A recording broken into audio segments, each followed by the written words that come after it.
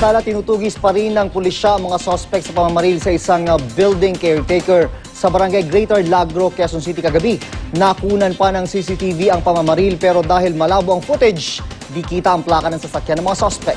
Balitang hatid ni Chino Gaston. Kitang-kita sa CCTV video ito ang pagbaril sa 45 anyos na building caretaker na si Elizabelita Ramos. Matapos ang unang putok, 2 beses pang binaril ang nakahandusay ng biktima. Ang gunman na base sa CCTV ay may katabaan at naka-shorts at sombrero. Posibleng tumakas daw ang kas ng naghihintay na motorsiklo ayon sa mga pulis. Bago kasi ang pamamaslang, nahagip din ng kuha ng CCTV ang tila pagkausap niya sa 2 lalaking nakamotorsiklo. Makikita rin kalmadong naglakad lang ang suspect papunta sa biktima. Ayon sa mga barangay opisyal at mga pulis, kahina-hinala din ang kilos ng taxi driver na ito na nakahinto malapit sa lugar. Makikitang nagmamadaling sumakay ang driver sa taxi nang makitang papalapit na ang suspect sa biktima at tila inilawan pa ang lugar habang binabaril ang biktima.